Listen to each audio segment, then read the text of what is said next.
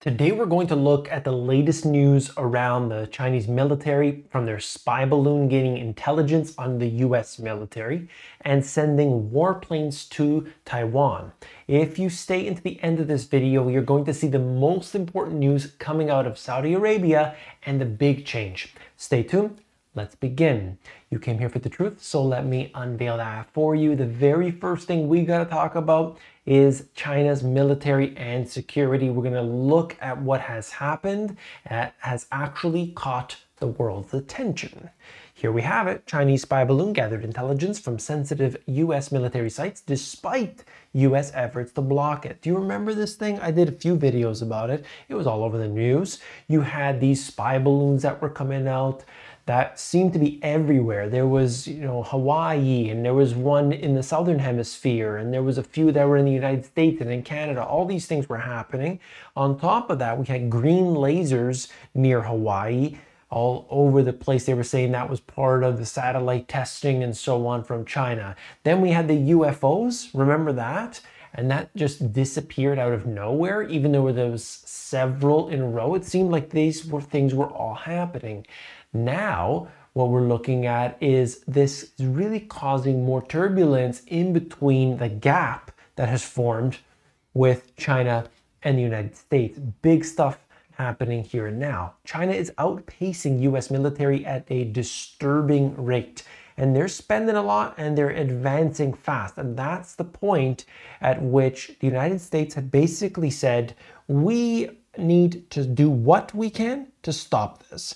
And part of that has been with the semiconductors. So with the semiconductors, they've basically said, we don't want China to advance past this certain point. So the only semiconductors they can get that we'll provide, or our companies or our affiliates and all this, are going to be, these things here. And so they basically force China into developing their own semiconductors, but that takes a while, definitely takes a while.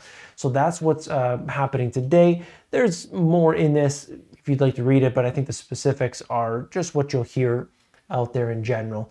This is Taiwan's president arriving in Guatemala. Taiwan and Guatemala have been allies since 1960, and it's maintaining robust commercial and trade ties. Taiwan doesn't have the strength that it needs. It needs to expand those relationships. And ultimately, if the United States isn't going to back them, if they make that clear, then China will perhaps finally completely take over Taiwan as they request their reunification. And we'll talk more about that in a second. China stages combat patrols after warning Taiwan about US speaker meeting. This has happened before. Remember, you had Nancy Pelosi and all this, and then China basically started encircling all of Taiwan. I mean, it's been quite hot and heavy, and there have been other government officials that have come through as well. China doesn't want that. China doesn't want anybody to have anything to do with Taiwan because it says, no, that's ours. You don't belong there. You don't go there. You don't start making relationships because that's our relationship. And so kind of feels like a little bit of something that you would find in a soap opera or something. But anyway, it's much more serious than that. The next aspect is what's happening broadly in Asia. Asia's military tensions. We're going to look at one thing, Cambodia revealing air defense plans near China-funded naval bases.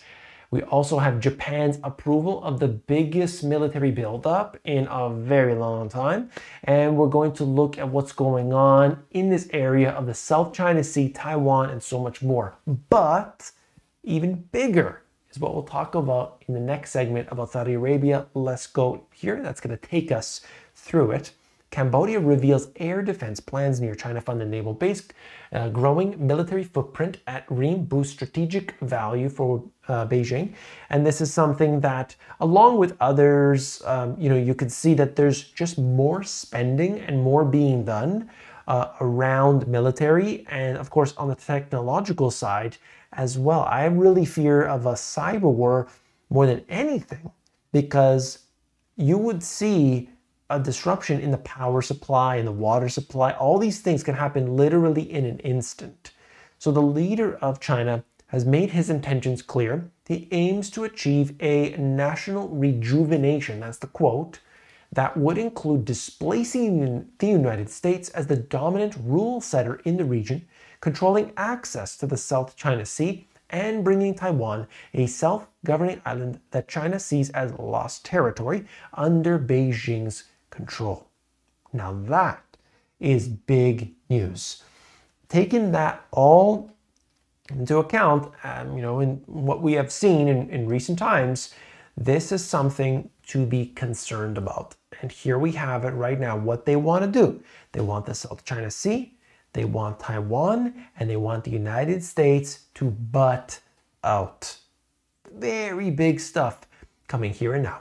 Japan approves the biggest military buildup since the Second World War amid China fears.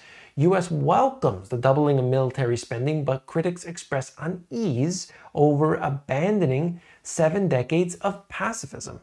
And they were kind of, trying not to get into this. And they were saying, look, we've been through that and we don't want to ever have to do this again. However, today, they're changing their tune. And you could see that there is clearly sides forming.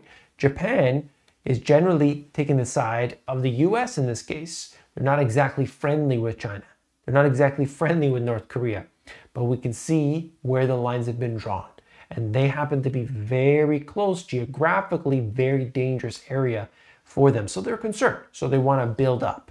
And that's what we've been dealing with in this region. The biggest concern about China's military expansion is how it ties into plans to annex Taiwan. The risk of a Chinese invasion of Taiwan is at the highest it's been in decades, but predictions of when it might happen vary.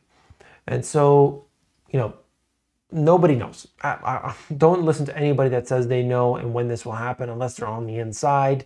And we've seen these things before, countless times. In fact, you remember the individual, the name escapes me at the moment, how he said, he read the piece of paper and it said, we're going to invade these 7 countries and we're going to do it. And it's basically all of them. Iran was another one. They, doesn't necessarily have to flow in the same order, doesn't necessarily have to even materialize, but we know the general direction and we know that more war is always what they want.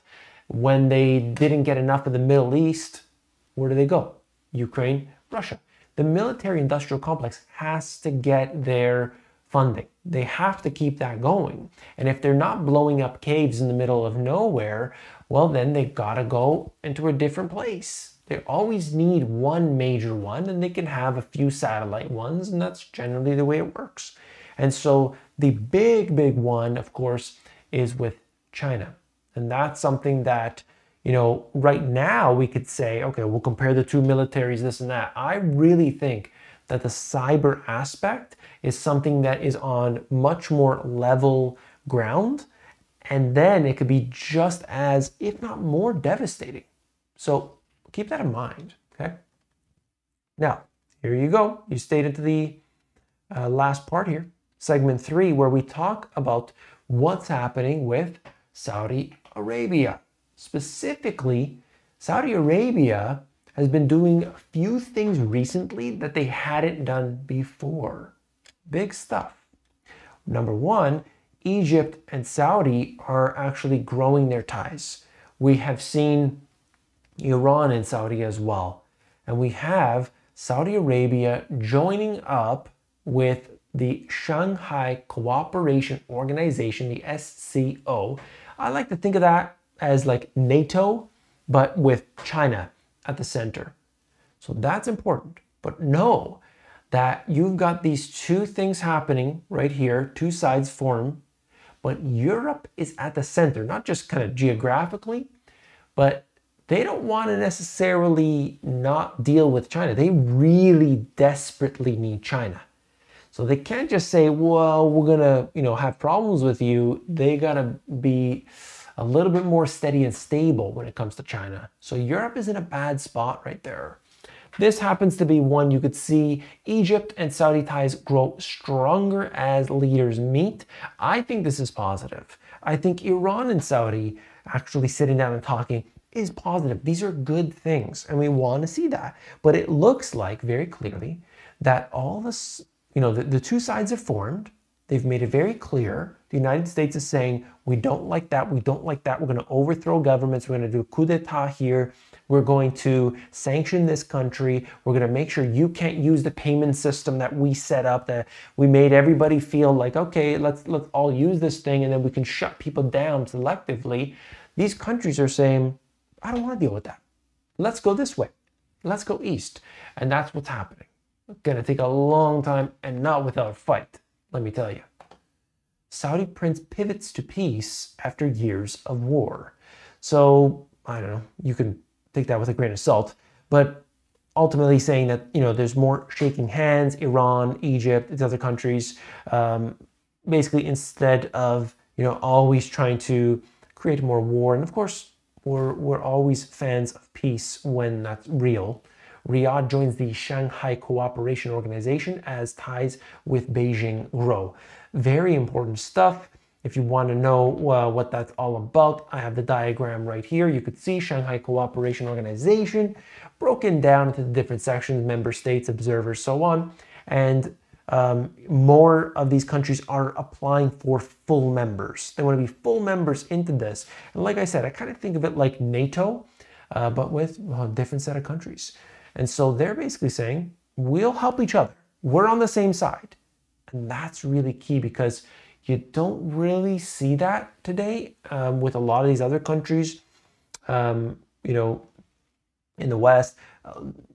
Europe just can't even deal with itself. It's fighting. They're constantly fighting, constantly. So don't think that, oh, I see some countries in here that don't really like each other. Well, sure.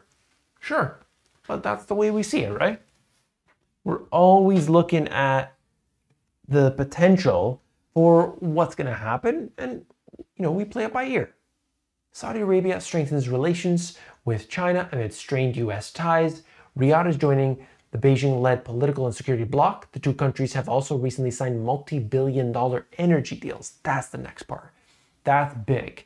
In fact, that's huge. Okay, so that's what it's all about. You see Saudi Arabia saying, hey, if we're going to do business with China, maybe we'll do business in the Chinese currency too.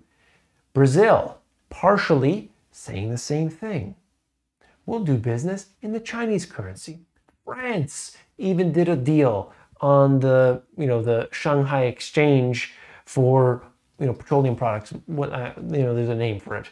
And that alone, all these things start to add up and you start to realize things are really changing and they're changing faster than we can generally adapt. And so that's what I want to make you aware of. We're seeing that today, and what do we got to do? We got to be prepared as individuals. Right here, pillars of prosperity, where we can become prepared as individuals for ourselves, for our families too, for the people around us. Okay, very important stuff. I hope you appreciated this video. If you did, you've got to subscribe to the channel. Hit that button down below. I hope that you'll become one of those who watches each and every day to get the latest and greatest. I'll see you tomorrow. Take care.